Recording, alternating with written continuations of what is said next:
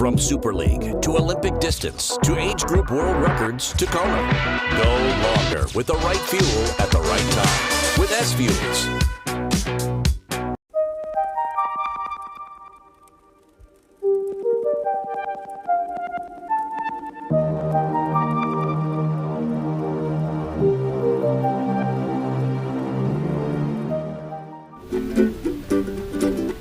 We're gonna swim, bike and run in the corner sun. We're gonna swim, bike and run in the corner sun, 'cause it's breakfast with Bob.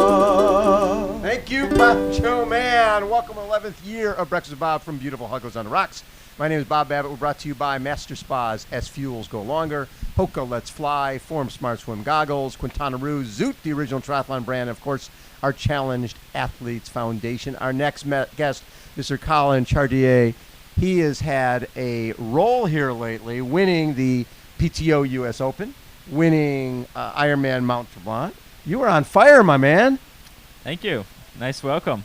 So, Colin, we met for the first time at Collins Cup a couple years ago, and Rudy Von Berg was supposed to race for the U.S., got sick, and you were there, the replacement, the Lou Gehrig stepping in, right? Yeah. And you had a race. You're going against Gustav Iden and Kyle Smith, and what happened? Well, on the bike, I had a little mechanical issue with the brake. I got dropped back, then came back to the bike. Yes. Then on the run, had stomach issues, went to the bathroom twice. Kyle Smith goes by me, so now I'm in last, and then I came back with 5K to go and out sprinted Kyle Smith. You know, it's funny because we go, okay, this is somebody brand new on the circuit, making his mark. At that point, how long had you been involved with triathlon at the top level? Professionally for 2016, 2017. So and then in the sport for 13 years now. And so 13 years, and so you're racing as an age grouper. When did you get to the point where you felt like, okay, I think I can be a professional in this sport? Probably 2016 at the FISU University Games. It's a special event just for university athletes, but against the best in the world. Yes. And when I look back at that results page, there's a ton of really good triathletes. And I was ninth, and I was 9 seconds back from Rudy Von Berg in that race. And I was like, okay, this is the first international competition I've been to, and I believe I can make it in this. And a lot of people think that, when they see professional triathletes, they think that Jan Frodeno and Lionel Sanders, all these guys grew up through the ranks like a basketball player, were identified and funded, and then became the best in the world. But it's a struggle to be a professional triathlete. Yeah, I think it's individual to everyone. Right. I mean, everyone's coming from a different perspective, different starting point. But yeah, I think a lot of pro triathletes, it takes many years to get to the point where they are making a living in this sport.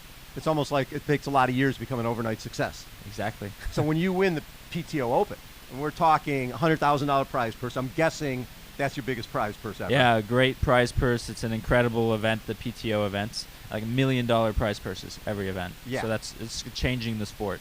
It's changing it a ton because yeah. even 20th place is $5,000. Yeah, and I did Edmonton. I got 11th. Yes. And it was such an exciting race for me because I'm still racing. Sebastian Kienle's 12th, and ahead of me I'm trying to catch Kyle Smith, and it's a very competitive event at 11. Like nobody cares about 11, but it actually is significant money, and Yes. it's fun because this is the best people in the world all at this race. And from 21 to 40, everybody gets $2,000. Yep. So you're pretty much coming out whole, even if you don't place well. You're paying your expenses to get Yep. there.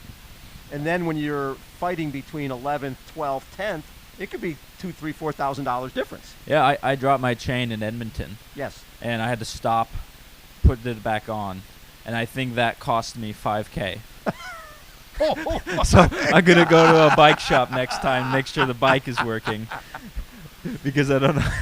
And speaking of bikes, your bike is how old that you're racing I at? believe the bike is 2012, 2013. Okay, where I bought it last year on Facebook Marketplace from an age grouper, and it was filled with stickers from Kona and all the Right. races. And there's still a sticker I can't take off, and that sticker is Kona, October 8th, 2016. you got to leave that, right? Yeah, it's going to stay for this race. You can't. Yeah, you got to have that Kona stick around there. Yep. So how long have you been training with Lionel Sanders? I met Lionel in Edmonton, Okay. and we discussed like having some training together because both of our coaches are McCall Eden. Oh, so you're coach. Okay. Yep. So it would just make sense. Right. And I had training plans after Edmonton, but I scrapped them all and was like, I'll go to Tucson with you. I'll go train with the hardest working guy in the sport. Yeah. And learn from him. What have you learned from him? It's been life-changing working with Lionel because his dedication, his work ethic, and his pursuit of growth in the sport is next to none. Yeah. And his support team with Aaron and Talbot and Laura Jean, all the people helping him, because I'm coming at this from really no support. To see how much that support makes a difference is huge. Well, and the hard part is if you really couldn't afford to have that, all that support crew around you, it takes time to build that up. Yep, 100%. And so in that race, when you go 3:17, you've got Magnus Dietlif is 42 seconds back, Sam Long is 52 seconds back. Take me through how the race played out, and when did you feel like I can actually win this thing? I mean, I felt I could win this thing maybe with 3 laps to go on the run. Okay. So, I mean, I really came into this race with 0 expectations. I'd come into the highest training block I'd ever done the week prior, and the focus had been on Kona. So, but I believed if I had a great day, I may be able to win it. But it came down to a tactical race. Yes. Being in that front swim group, being patient, waiting for Sam Long and Magnus Dietlif to come by and attack the group. I knew that they were going to attack. Happen. You know they're going to take it down. I mean, why wouldn't they attack the group? Of course. At least what they're doing is less people on the run. Less people, and to make sure that nobody comes with them. Right. Because you can still conserve energy, even 20 meters back. Yes. And I did everything I could to be there with those 3 laps to go. And I even faded a little bit at the end because, I mean, the effort was that big. Yes. And on the run, I lost my watch in the swim. So I had 0 kind of pace checks. You're running by feel. Just running by feel. Which is, I mean, Dave Scott never wore, a lot of these guys never wore watches. Yep. Or Mark Allen would wear a heart monitor during the bike, but he would take it off for the run. Because if somebody makes a move, you got to go. Yep. And even yesterday, I did a workout on the Queen K, the full bike course and a run, 27 Ks, all a race pace. And I had everything. I had the stride power meter, I had the heart rate monitor, I had a core sensor data, I had lactate. But at the end of the day, I just went off of feel and time. Yes. Isn't that funny? And then you can look back at the data and hopefully learn something. But when I'm doing it, it's still by feel. Can you get too carried away with the data where you're just looking at watches all the time? And I believe, yeah. I think you can get too carried away. What has Mikael brought to you in terms of as a coach? What have you learned from him? Well, beginning of the year, like a lot of it was not in person. I've spent these last 2 weeks with McCall. He's been in Arizona with us, Dallas, back to Arizona, and now in Kona. Yes. So there's a lot more I'm learning in person. Yes. Because he can oversee how we're training. But yeah, he brings that long-term vision and structure to the program. Because it's easy as an athlete just to get overly focused on an individual workout session. And we don't see the bigger picture. Like, yeah, it's important, but it's not the most important thing. It's the consistency throughout the weeks and months. Yes. So at the Canadian Open you dropped the chain and didn't have the race you know you could have had. That had to give you confidence going into the US Open. And then when you perform like that, how does that change your perception of you? To be honest, nothing has changed in myself from a win at Dallas. Like, I knew I was capable of doing it. Right. And there's still more to go. Like, I'm still focused on Kona. I'm still focused on other races. So I don't really try to change anything. I'm still trying to grow and learn and become my best self in the sport. So with the field you had at US Open and the one at the Canadian Open, I mean, they're the best people in the world. And people who are gearing up specifically for that race. Yep. A lot of those folks weren't training for Kona. Yeah. So that's got to give you a lot of confidence knowing that, okay, when I look at the guys going for, Magnus and Sam is focusing 70.3. Yep. Magnus is focusing here. But a lot of the other guys are more of a short course, stepping up from ITU type of racing. That has to give you a ton of confidence going in here, knowing that your build-up was all Ironman. Yep, definitely, have some confidence, but don't want to be overly confident. This is my first time in Kona. I don't have any expectations. I just want to go out, have my best race, and enjoy the island. So no pressure, but we haven't had an American guy win here since Tim DeBoom in 2002. We'll see what happens on race day. Anything could happen. Have you raced here before? No, first time. This first time? I've been on the island 2013, but not for racing.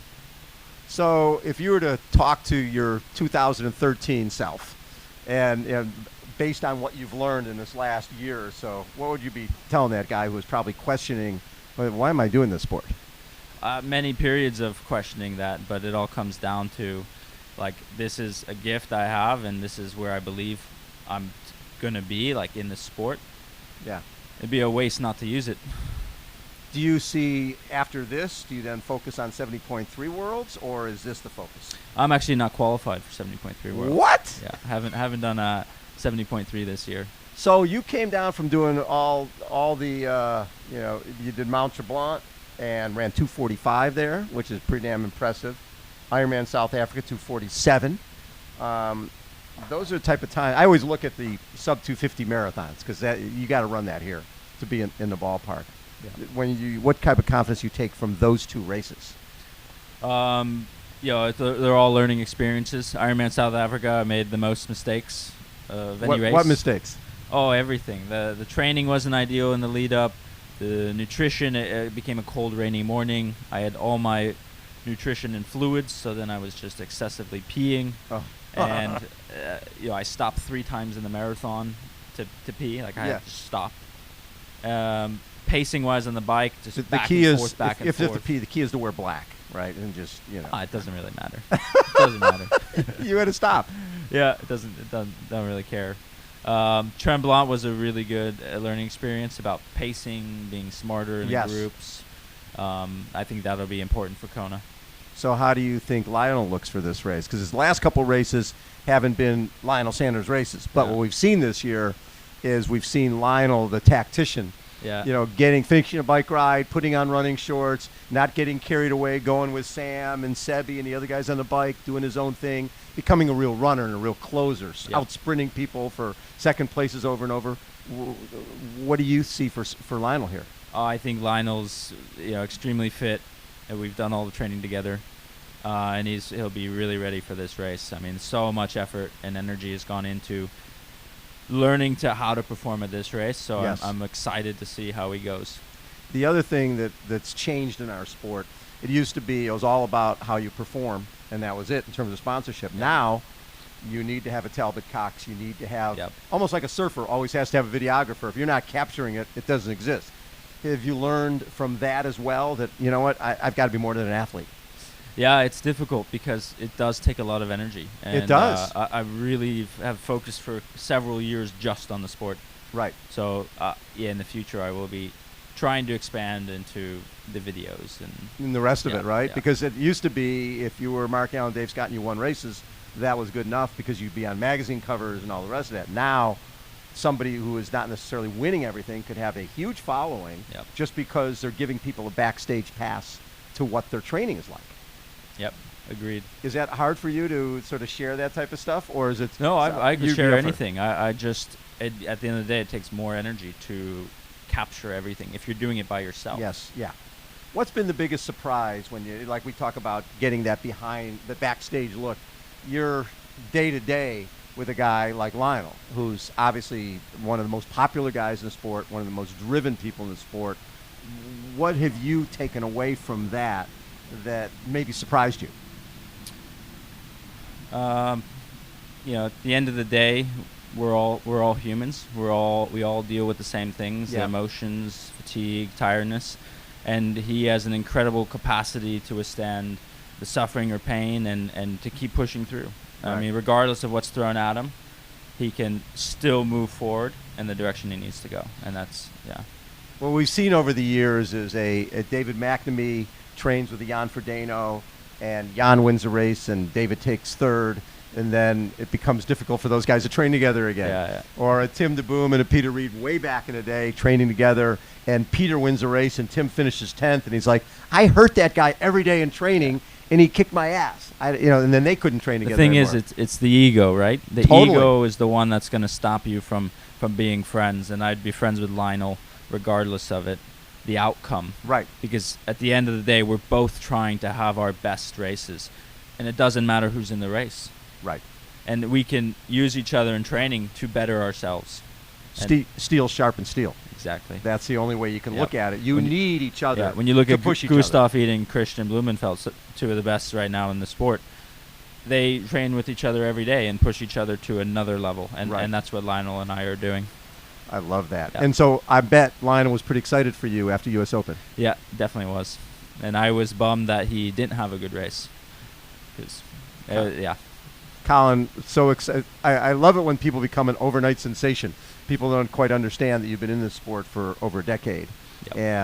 And now you're reaping the benefits of all the hard work, and it takes a lot of guts to go, okay, I need to find out what the next level is. Yep. And to go down there and put yourself in that blast furnace in Tucson with Lionel. Yep. Because I'm sure those first couple workouts were a little like, oh my God, what Oh, the hell is happening here? brutal, brutal. Were they workouts, take yeah. me through your first? The first weekend after Edmonton, I was in Tucson, Arizona, and did a very small version of the workout I did yesterday. Yes. And I was I had to quit the workout. I overheated. And Lionel was no problem for him. Yeah, Lionel was already adapted to it. I love it. Yeah. Colin, best of luck at the Ironman World Championship, your first Ironman World Championship. Yep. Savor it. Enjoy every second Yeah. of it. Thank you, Bob. Collin Chartier has been our guest. Poncho Man, take us out. We're gonna swim, bike, and run in the corner sun. We're gonna swim, bike, and run in the corner sun. 'Cause it's breakfast with Bob. Chee-hoo. Thank you, Poncho Man.